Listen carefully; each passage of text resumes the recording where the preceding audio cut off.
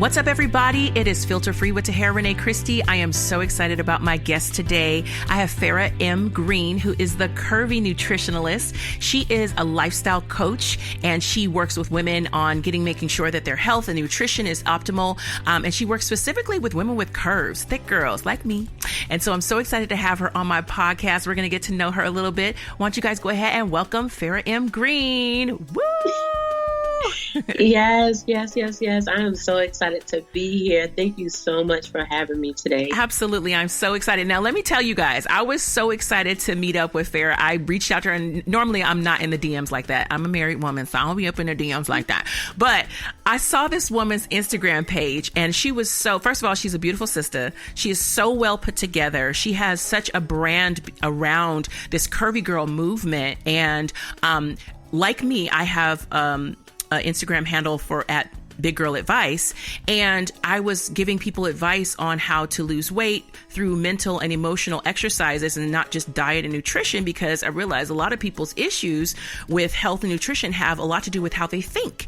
And so I motivate people in that regards. And I was like, this is like my sister from another mister on the East Coast, and I'm rocking the West Coast, and we need to come together. There's some like energy here.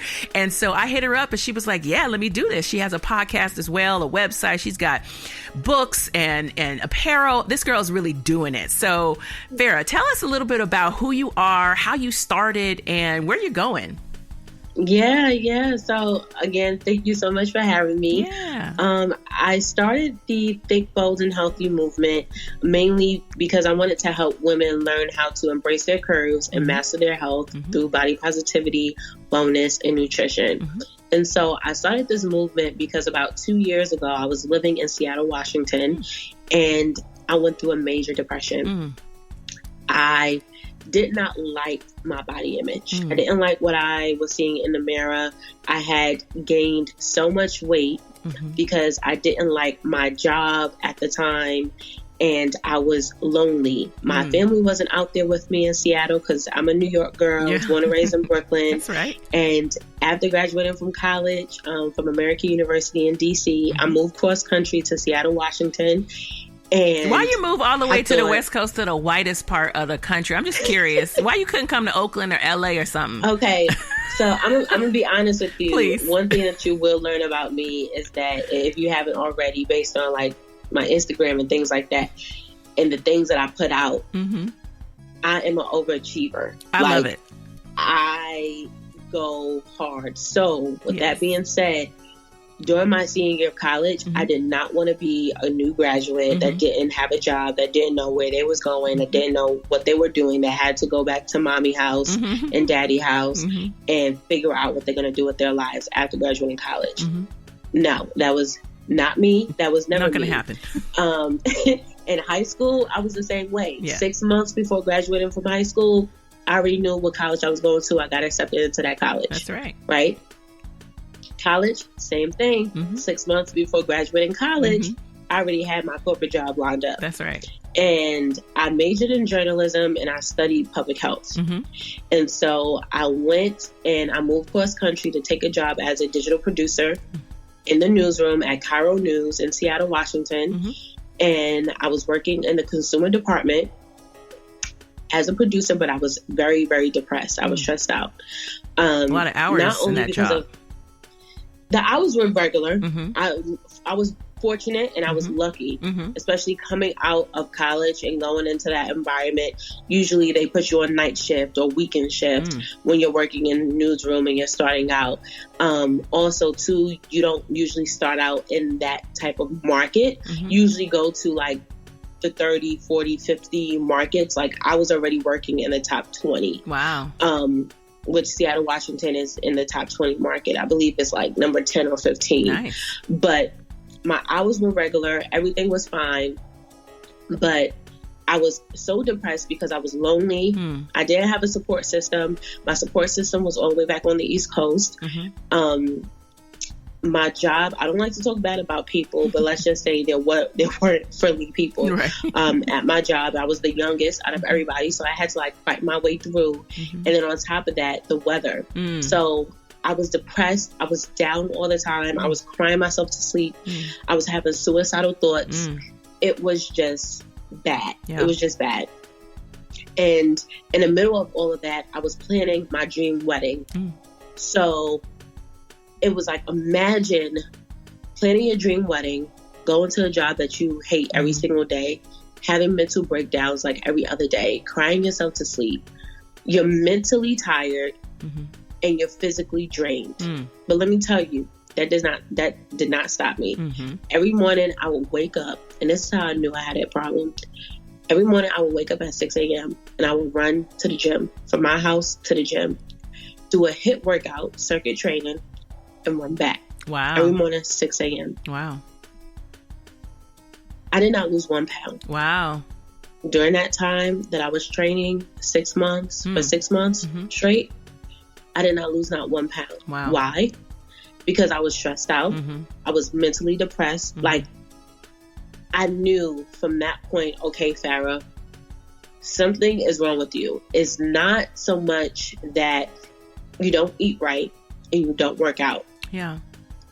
There were internal challenges that was going on with me. And that's when I realized there needs to be some internal healing going on. Like there needs to be some internal healing to take place in order for you to get out of this bad space. Right. And so a few months later, I moved out and I moved to California. I lived in San Diego for like a year or so. I did. Me and my husband at that time, I'm still married, but me and my husband, we lived in San Diego. I was about to say San Diego, Washington, but there may be one. I'm not sure. Right? San Diego, California. And once I moved there, I said, Farah, you got to get yourself together. But there has to be something more than weight loss in order for you to get yourself together. That's right. I can't, like, for me, the number on the scale, me seeing that, it don't motivate me. It don't do nothing for me. Me neither. It really doesn't. Because I would still eat. Right. Okay? Hello. And if you can cook, girl, that's my problem. I can cook. If I didn't cook so damn well, I'd be a size 3. Stop playing. Right. So I'm just like, okay, there has to be something more than weight loss. And so that's when I decided. I got up and I started training for these 5Ks. Nice. And so in the year of 2018, I completed 10 5Ks and 10Ks. And then beginning of 2019, I ran my first half marathon. Awesome. And during that time, my body transformed. It wasn't just my body, though. It was mentally, I transformed. Physically, I transformed. Emotionally, I transformed. My whole perspective about health transformed.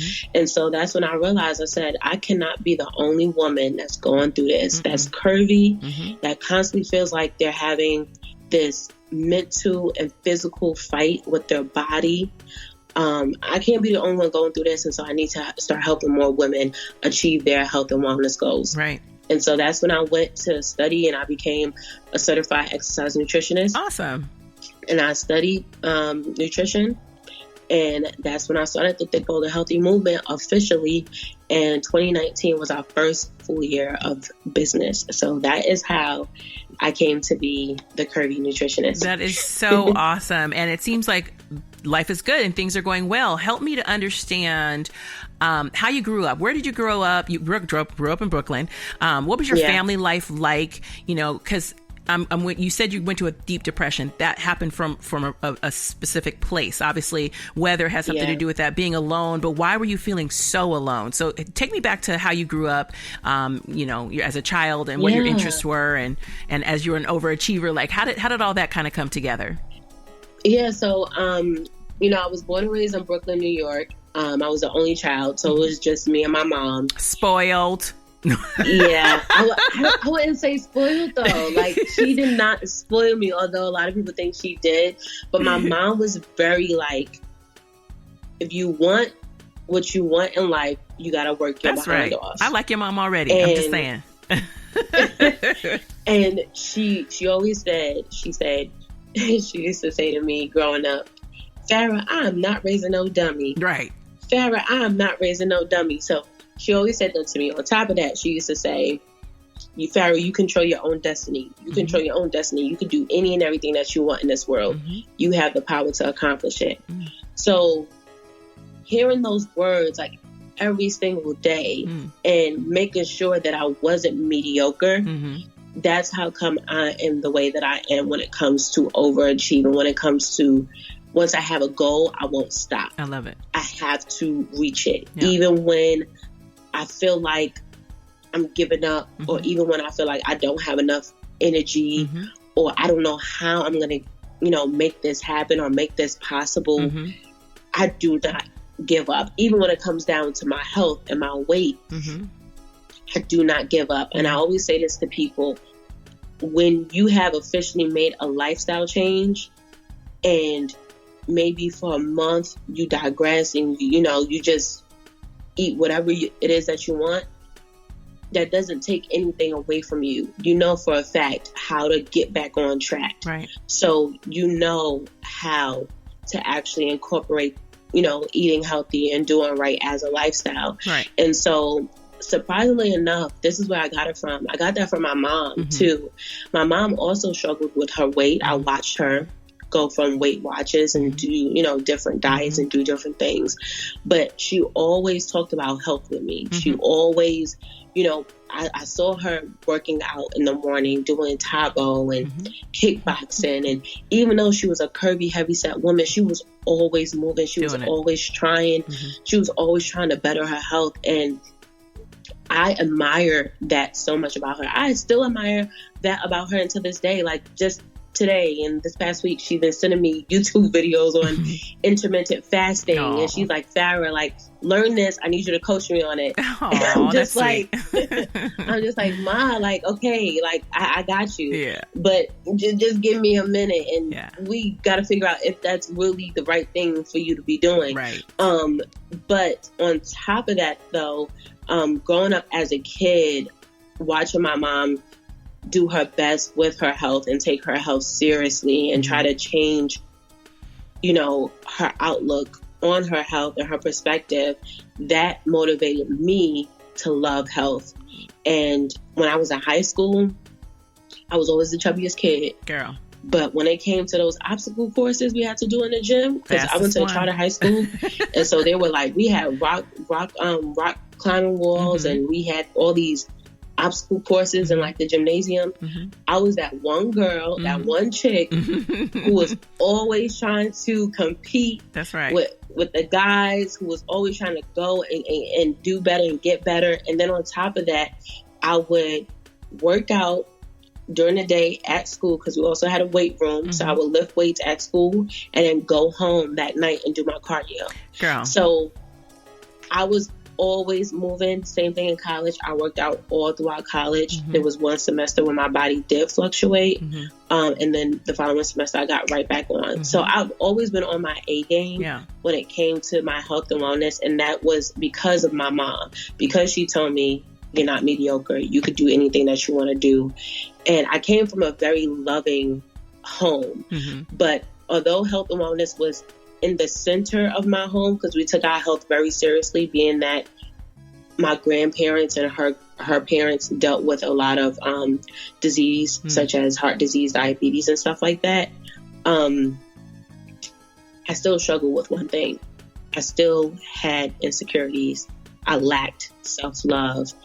And I knew that because I was looking to solve my insecurities and to build the self-love by trying to always lose weight, by trying to always stay active. And I'm not necessarily saying that's a bad thing, but it can turn into a bad thing when your health does go south for a short period of time, and you don't know how to love yourself during that time. So, and that's when things can go sour. Let's talk about that, because I've had a colorful past. I talk about it in all of my books, and a lot of the issues that I came up with. I was molested when I was a child, and it went throughout my childhood. And a lot of my body image or my self-esteem issues came from that, because I was at the exploit of whoever wanted to sexually assault me. And so I dealt with that issue. I continue to deal with that issue so that I can get through those problems that I've had from my past. And my mother being a nutritionist, obviously there was a lot of, their bar was very high. My mother was always 120 whatever, and I was always 200 whatever. And so that comparison, my sister was a size 0 my whole life. So those issues kind of whittled themselves into what I created as my self-esteem going forward, even into my adulthood today. And those comparisons, what have you done to kind of shift that narrative for yourself so that you have a more positive outlook on who you are, regardless of what's happened to you in the past? And what advice would you give to other women who are dealing with mental and emotional health issues to kind of support them with that physical connection? Yeah. So for me, the one thing that I did do in order to really stop myself from comparing myself to other women and to other people in general is to understand the science behind my body. Once I was able to understand my body type, like, let's break it down for a minute, and I'm gonna get real scientific on y'all. I love it. But you have an ectomorph, right? You have a mesomorph and you have an endomorph. An ectomorph is someone whose metabolism is always going. They need more carbs to function. They're very lean and they're very thin. My husband is like that. Just throwing it out there. A mesomorph is someone who's in between. They are also lean and thin, but they are more buff and they have more meat on their bones and they are a little bit more chunky. So they kind of balance between the protein and the carbs, right? That's how they get their fuel. But when we talk about the endomorph, which is me and you, it's the woman that really needs to consume a high protein diet and a low carb diet in order to maintain their weight. And we easily pack on weight very easily. I look at water and gain weight, child. And once I understood what my body was up against, what my body type was up against, that's when I felt more confident, honestly. I stopped looking at the woman that had a snatched waist on Instagram. I stopped comparing myself to my friend group because I will always be the curviest and thickest one in the group. I stopped comparing myself constantly because it was killing me inside. Right. And to be honest with you, because I was also like a married woman, it was kind of like, how am I a married woman? How am I able to love somebody else and give my all to somebody else and commit myself to somebody if I ain't hold myself? Right. If I'm not confident in myself, if I'm not making myself a priority. Right. So I literally understood the science of what my body needed. I know what foods react well with my body. I know what foods not to eat so often. Like, you have to really, really study your body. Yeah. And once you realize that, you will then stop comparing yourself to other people. Yeah. Especially when it comes to this like weight loss, health game. Yeah, because there's so much information out there, and some people are ketoing, and some people are Weight Watchers, and some people are doing the high carb, or they're doing the carb cycle, I guess is what it's called, and some people are boot camping, and some people are doing cardio only. There really is the perfect mix for each individual person. So that kind of leads me to what you do in your business. How do you support women with the Curvy Girl movement? Yeah, so with my Curvy Girl movement, Thick, Bold, and Healthy, a lot of women that come to me, they say, Farah, I really want to lose weight. And I'd be like, okay, cool. We could lose some weight, but we ain't gonna start there first. Okay. So I literally, you can kind of call me like their health or food therapist in a sense, because I literally break down their childhood. I look at their childhood. I look at their adulthood. I look at their family dynamic. Like, I look at every little thing that they can possibly think of or possibly didn't think of that was actually affecting their well-being and their habits and their lifestyle. And so a lot of women are surprised when I'm actually able to connect the dots as to why they may binge eat, as to why they may, struggle with working out, as to why they may be angry all the time. Like, because I look at every woman separately and their dynamic is different, I'm able to correlate their health issues with their current lifestyle. And surprisingly, you will find that a lot of the childhood issues stimulate from their health issues as kids. And that ended up rolling over into their adulthood. So I'm just not that nutritionist who will sit there and give you a fitness plan, nutrition plan, very generic plan, and just say, here you go, that's it. No, we're gonna break you all the way down. So when you work with me one-on-one, just be prepared for me to connect the dots, and you may or may not get emotional, but the point is for you to see why you are the way you are currently and how we're gonna work on that and transition that. So I do that through my program called 12 Steps to Your Body of Gold, which is really my book, but I take that book and I flipped it into a coaching program, which is my course called 12 Steps to Your Body of Gold Transformation Program. Awesome. And that's where we start breaking down, your health issues and things like that. You're able to do this with people across the country, correct? Yeah. Awesome. So this can be done virtually or in person. People that I met in person here where I'm from, not necessarily where I'm from, where I currently live in Virginia, a lot of them do want to have like one-on-one sessions in person, and that's totally fine. But a lot of my clients are online, and we do a lot of virtual sessions. We meet like once a week over the course of 12 weeks, because I feel as though in order for you to see real transformation to happen, it needs to be 3 months or more, no less than 3 months. So that's what I do. And then I also have products that will support you along your journey too. Awesome. That's so wonderful. And what I've been coming across in my coaching, like I love it. I love supporting women. I love supporting people.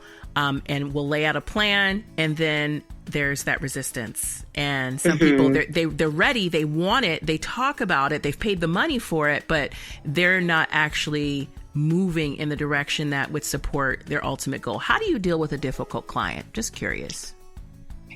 Oh, girl, I had this one difficult client. I wouldn't necessarily call her difficult, but she just struggled a lot because she was a diabetic. She also had arthritis, and she was also raising 3 kids on her own, and she was in her 50s. So her dynamic was very different. And oftentimes you won't find a dynamic like hers, right? So what I found was she was also like very, very angry at times. And I would try to figure out, why is she so angry? Why is she having so much, pushback? Like, what's really going on, in her life? And so she told me, she was like, I'm a diabetic. My A1C level is really, really high. I really want to lose weight. And once we changed her focus from losing weight to just lowering her A1C level, everything transitioned. Everything fell into place. She was a better mom to her kids. She went to work happy. Her morning affirmations started to be on point. Her eating started to be more intentional. Like, her putting herself and making herself a priority started being the focus so that she can provide for her kids and actually do the things that she enjoys doing, such as going on a vacation. Yeah. Like, she was a difficult client for a whole entire year because she did not understand that her eating, her chronic illness that she was dealing with translate into her everyday life and translates into her everyday operations as a mom, as an employee. It becomes who you are. It becomes who you are. And so I had to make her see. It took me a while. It was almost like I was talking to like a brick wall. And I was just like, dang, am I repeating myself too much? But it's like, honestly though, as a coach, what you find is that you're going to have to repeat yourself several times over and over and over and over until that person actually gets it. But when they get it, man, it's a beautiful thing. They get it. And it is a beautiful thing. Yeah. And when I got that phone call a few months later after we had stopped our sessions, she called me out of nowhere. And she said, Farah, I went to the doctor and my A1C level is down several points. And I am now no longer a diabetic. I'm now considered a pre-diabetic. That's awesome. But my A1C level is so much lower. And thank you so much for like not giving up on me because I know that I was difficult. I know that I wouldn't complete the assignments that you gave me. Like, I know sometimes I would cheat off of my plan. And, you know, she was difficult, but all in all, it's worth it. It's worth me repeating myself. It's worth me re-giving the assignments in order for you to get it. It's worth me staying on top of you and checking in. So the way that I really deal with difficult clients is that I never let up. That's right. I go harder because if you're successful, I'm successful. I mean, you're saving lives, literally. This is about people's health, and it's about your community and supporting, especially women of color. We oftentimes, because, you know, we got the barbecues and we have the family gatherings and we have, you know, the big mama who cooks and these parts of our culture that are hard to let go of. I made some oxtails the other day. It ain't gonna stop. It's a part of who I am. You know what I'm saying? So being able to balance, okay, T, you can have some oxtails. You just can't have a whole platter of them with the rice and everything else. And you got to eat some vegetables. And so really balancing what you're trying to do with understanding that there's still a greater good happening. And so it leads me to this question that I have for you about, because it's very controversial right now, but everybody seems to be doing it. How do you feel about weight loss surgery, and how does that incorporate into what you're trying to do nutritionally for your clients? I'm going to be honest with you. I don't have an issue with weight loss surgery. I don't. I feel as though if you feel like you need it and you're using it for the right reason and you're using it as a tool to better your health versus as a tool just to look good, I think then why not? I know of a woman who I've interviewed on my podcast called the Body of Gold podcast. Her name is Rochelle Monique. She's very straightforward about, you know, her journey. And after that podcast episode, me and her became like really good friends. And she got weight loss surgery, but I believe she was about almost near 400 pounds, or if not over 400 pounds. And that's when she needed it. Like, yes, she could have lost it naturally, but because of her habits, because of certain things that she just couldn't get past, she said, you know what? Instead of looking at this as like a cop-out, I'm going to look at this as a tool. Oh, yeah. Because let's be real. You can have weight loss surgery and not lose a pound. And gain all the way back. And gain all the way back and then some. So if you're going to do it, use it as a tool to better your health, not using it as a tool to just feel like, oh, I need to look better.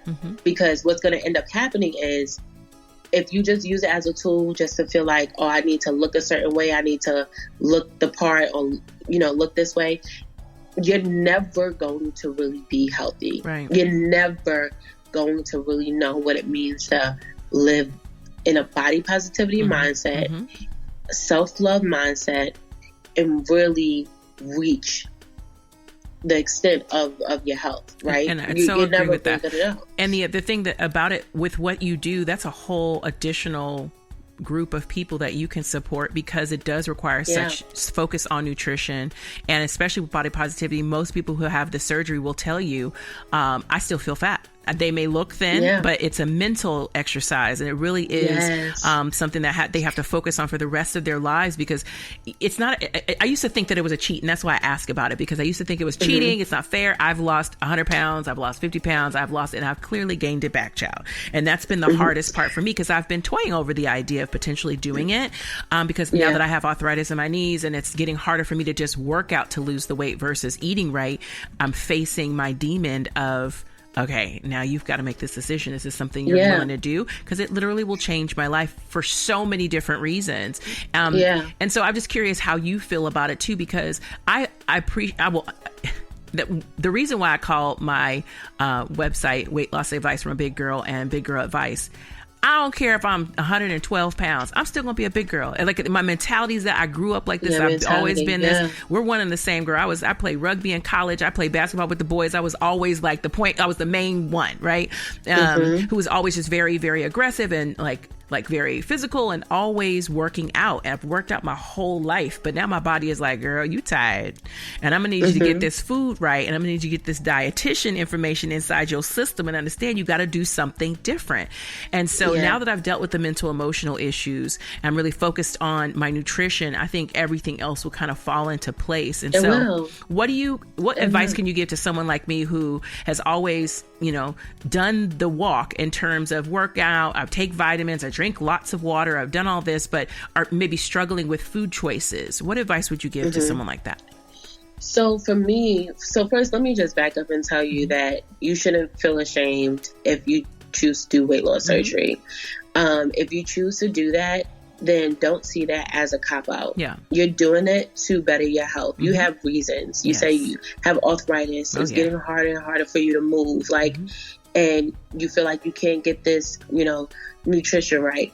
That is being used as a tool. When you get weight loss surgery, your stomach is being cut in half. And so therefore, you won't be necessarily force-feeding yourself, because that's it. Right. Your body can't take more capacity. So no more capacity. And so you'll be much more in tune with your body and much more understanding of your body. So if you want to do that, go for it. If you feel like that is the best option for you, go for it. And just know you have me along the way. If you need help, I will be there to support you. Thank you, sis. Now, no problem. And for those of you who, like you said, who may be struggling with food options, what I like to always do with a lot of my clients, because I'm going to be real with you, I'm a snacker and I love sweets. I have a big sweet tooth. And one of the things that I do offer is like a 30-day sugar detox. And I always look at what they eat on like a normal day. Like what are their snack options on a normal day? And I always tell them to substitute this for that. So for example, if you love Snickers, right? I love Snicker bars. I marry a Snicker bar. Girl, I would marry a Snicker bar, okay?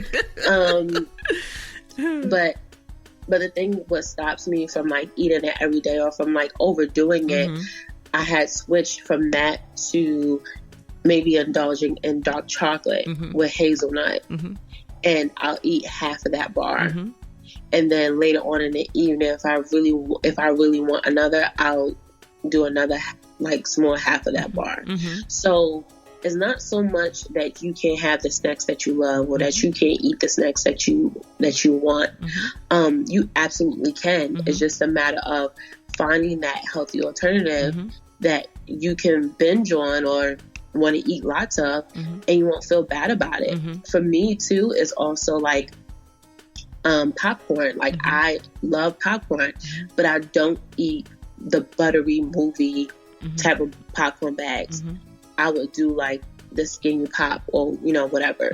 Same thing for ice cream. If I really want gelato Southern butter pecan ice cream, you're making me hungry, child. I'm serious. Right? This is not good for me right now. if I really want that, but I know Farah, if I get this, it'll just have to be that once a month. But if I really want ice cream, I'll do my Halo Top birthday cake ice cream. That satisfies me like still like no other. So for me, it's just all about finding that healthy alternative. If you like chips, try blue chips with some salsa or guac. Like, that's a healthier alternative. Also, Doritos. You can have Doritos. Doritos actually have 0 sugars in them. A lot of people don't know that. They just see Doritos, oh, it's a junk food. It is, but I would prefer for you to pick the Dorito bag over the Cheez-Its bag or the Cheez Doodle bag. You know what I mean? Like, totally. It's just finding that healthy alternative that still fits your plan and still fits your goal. And I'm not perfect at all, because I do slip as well, but I know what I got to do to get back on. I know my purpose. My purpose is literally to break the generational curses of diseases within my family and within other people's family. And that's why I started this whole platform. So I know what I have to do, and I'll get up and do it every day. And you know what you have to do, and you get up and do it every day. And that doesn't mean that you cannot consider weight loss surgery as a tool. I love it. So this is awesome. I want you to talk a little bit more about your book that you're launching. I want you to talk a little bit about your products and apparel and where they can find it, because I need people who know who you are and to put you to work, because you're doing some amazing stuff in your community. No problem. Thank you so much for recognizing that, because I think a lot of times with us being creatives and with us being creatives with a purpose, we sometimes feel like we're unseen. So I appreciate you for giving me your platform to speak my message on. I really do. And I recently published my first book called 12 Steps to Your Body of Gold. It is the ultimate guide that every woman needs to embrace self-love and master their health. It literally takes you through the 12 steps of what it is that you need to do in order to self-love, build self-love first, and then to reach your health and wellness goals. Because I think a lot of times we do it opposite. We try to reach our health and wellness goals, and then we try to figure out later how to build self-love. But if we do it the right way, we'll save stress and time and later on. All them box jumps I did for years trying to figure out why I was having issues with my childhood. Yeah. I flipped it on its head, though. We got it together. Right. Exactly. And so I published that book, and that book has been selling, and I'm so thankful because, you know, my platform is still growing, and people actually see value in it. And so I appreciate each and every woman that went ahead and purchased the book or are going to purchase the book later on. And so that's out. I also have the Curvy Girl collection, which is basically an apparel line where you have different body positivity sayings on them. So one positive saying that's really popular amongst my ladies is, "My weight doesn't define me." You can find the definition in my curves. That's right. It's just a play on words, and people are loving the shirt, loving the tees, where they're just like, okay, this is me.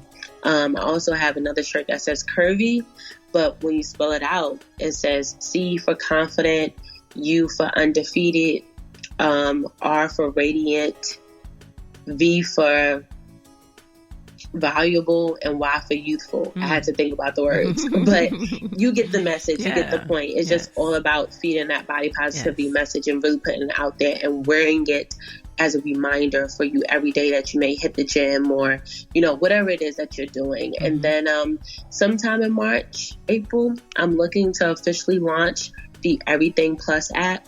So that app will basically have all the products and services that I offer, but not only that, it'll connect you with other health professionals right in your area that you can also connect with, and they can also help and guide you throughout your health and wellness journey. So a lot of great things are coming out with TBH, with Thick, Bold, and Healthy, and I'm super excited. Awesome. And so what is your website that they can reach you and get all of these great products?